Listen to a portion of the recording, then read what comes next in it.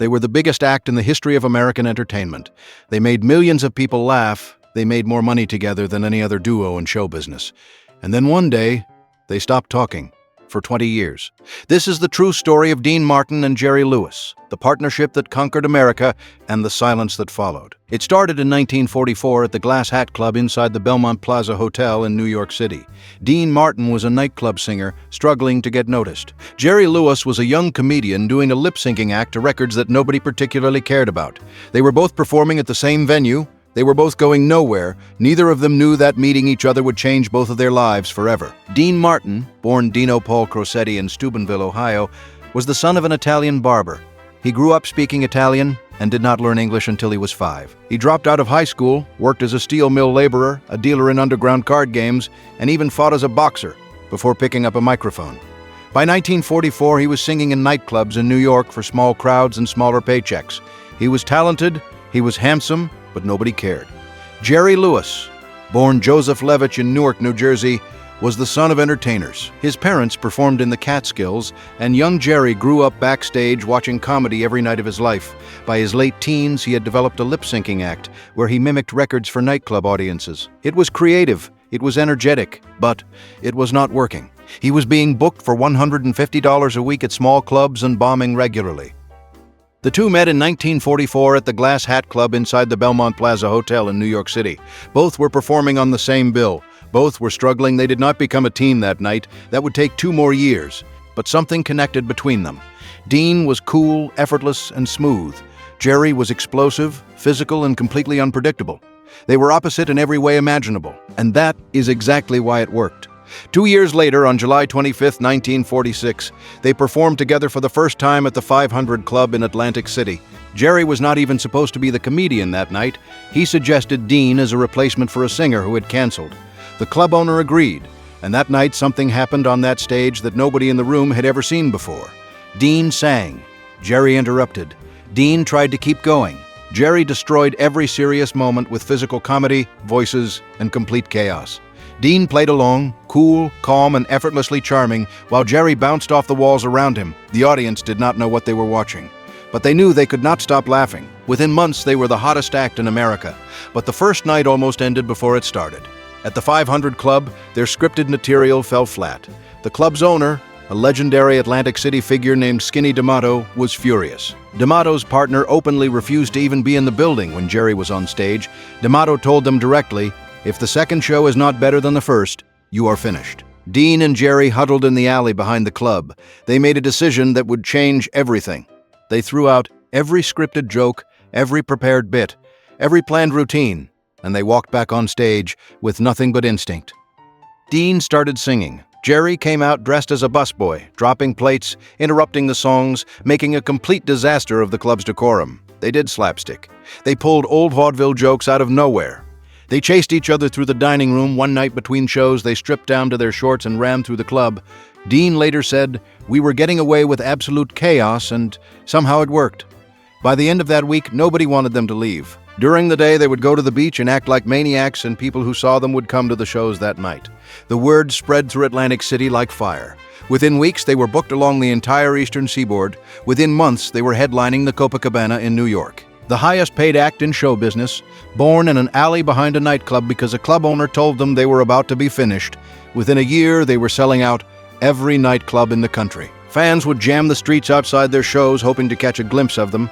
A 1951 Life magazine article called them the highest paid act in show business. They were on radio, they were on television with the Colgate Comedy Hour. And starting in 1949, they made movies, 16 films together through Paramount Pictures, every single one a financial success. Dean was the smooth, handsome, effortlessly cool singer. Jerry was the wild, unpredictable, physically explosive comedian.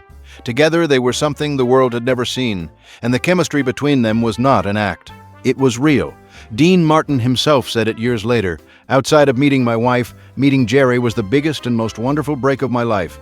But behind the laughter, something was breaking." Dean Martin himself summarized the entire partnership years later in one sentence. He said, "Probably the 2 best things that ever happened to me in this business were meeting Jerry Lewis and then leaving Jerry Lewis." That single quote tells you everything about how complicated the relationship really was. It was the best thing in his career and the most painful.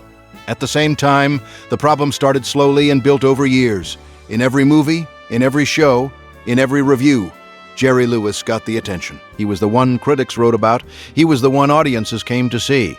He was the one the camera followed. Dean Martin was treated by Hollywood and the press as the straight man, the good-looking guy who stood there while Jerry did the real work. Dean felt it, and it ate at him. In 1954, Look magazine ran a cover story on Martin and Lewis. When the photo was published, Dean Martin had been cropped out. The cover showed only Jerry Lewis. Dean saw it. He said nothing publicly, but people close to him said that moment cut deeper than almost anything else in their partnership. The press reinforced it constantly. Reviewers would praise Jerry's genius and then mention Dean as an afterthought. One critic wrote that Dean Martin was essentially a lucky guy who had latched onto a brilliant comedian. Dean, who was a gifted singer, a sharp comedian in his own right, and a man with genuine dramatic acting talent, was reduced to a prop in his own career. Jerry, meanwhile, was evolving. He wanted to direct. He wanted to produce. He wanted to be the next Charlie Chaplin. He had a vision for where their act should go, and he expected Dean to follow. Dean later told an interviewer, somebody put the idea into Jerry's head that he could be another Chaplin, and he believed it. And from that point on, things were never the same. Jerry himself admitted years later that he was wrong. He said, "I began to want to do more things. I was hoping Dean would live by the standards that I set for myself. I had no right to expect that. Dean is an easygoing man who likes to do what he does the way he does it, and I could not accept that." The tension got worse with every film. By the time they were shooting their last movie together, a film called Hollywood or Bust in 1956, the two men could barely stand to be in the same room. Jerry later said he could not even tell Dean what he thought of him directly, so the director took all the frustration instead.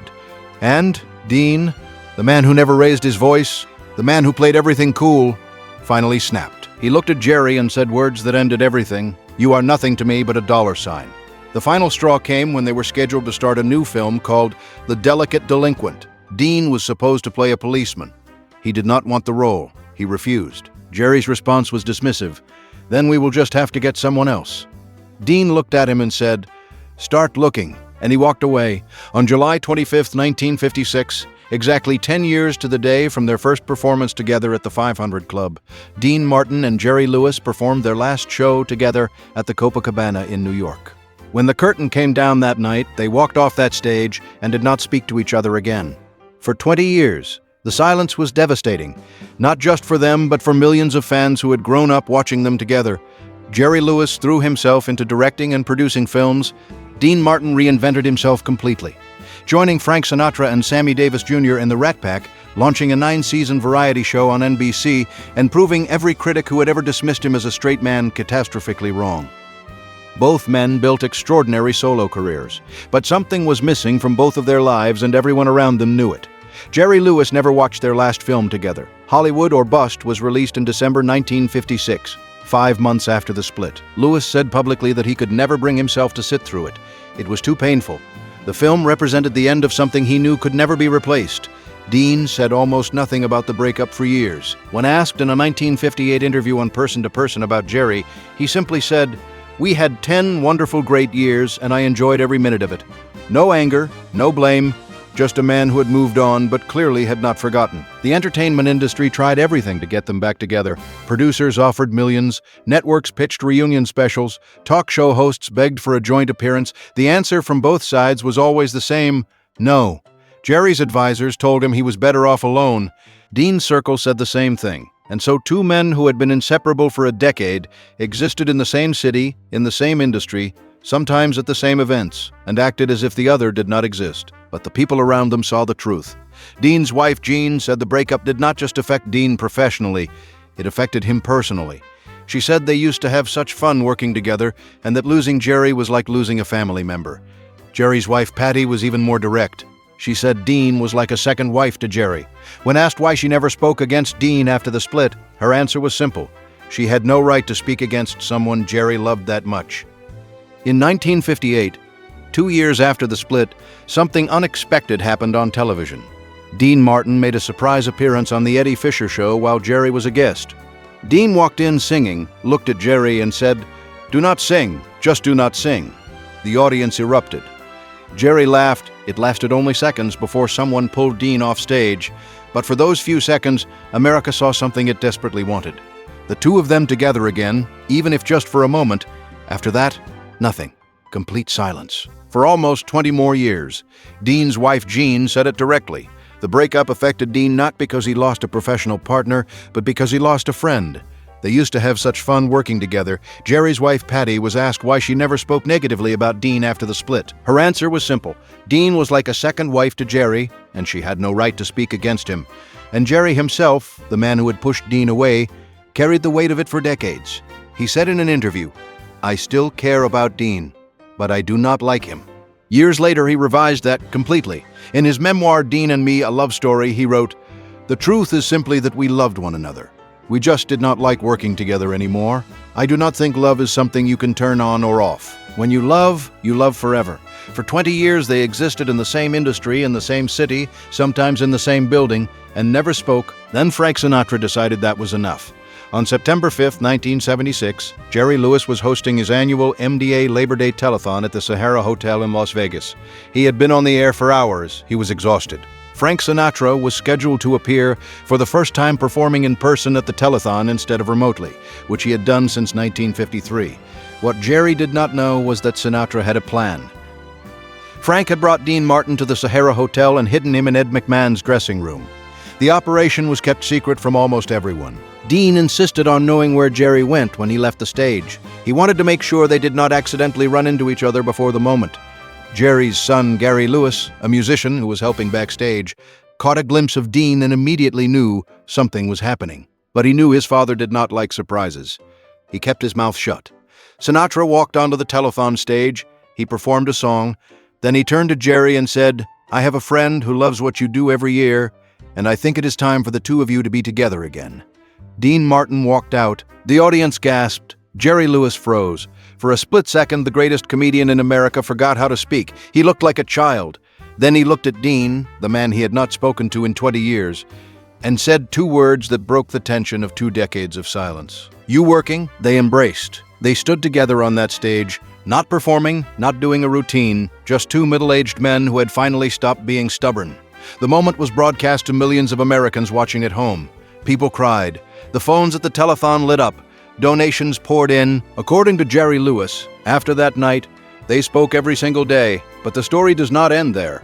In 1987, Dean Martin's son, Dean Paul, a fighter pilot, disappeared during a training flight in the San Gorgonio Mountains. He was 35 years old. Jerry Lewis went to the funeral. He sat in the back. He did not announce his presence. He did not want to draw attention away from Dean's grief. After the funeral, the two men began talking on the phone regularly again. Then, in 1989, Jerry surprised Dean on stage at Bally's Hotel and Casino in Las Vegas on Dean's 72nd birthday. He walked out with a birthday cake. They embraced, and Dean said something loud enough for the entire audience to hear that Jerry Lewis never forgot. "I love you, and I mean it." Jerry wrote about that moment in his memoir. He said it was one of the most important moments of his entire life. Dean Martin passed away on Christmas Day, 1995, at the age of 78. Jerry Lewis passed in 2017 at the age of 91. The two men who had been the biggest act in America, who had made millions of people laugh, who had stopped speaking for 20 years over pride and ego and pain, spent the last years of their lives knowing exactly what they meant to each other. And maybe that is the real story. Not the fame, not the movies, not the sold-out shows. The real story is that two people who loved each other let 20 years disappear because neither one could say what needed to be said. And when they finally did, through Frank Sinatra, through a telethon, through a birthday cake in Las Vegas, it turned out the words had been there the whole time. Jerry Lewis said it best, "I do not think love is something you can turn on or off. When you love forever." And Dean Martin proved it, with 5 words on a stage in Las Vegas. "I love you, and I mean it." Did you remember watching the telethon reunion when it happened? Or is this the first time you are hearing this story? And do you think they wasted those 20 years? Or do you think they needed that time apart to understand what they really meant to each other? Drop your answer in the comments. And if this story moved you, hit that like button and follow us for more.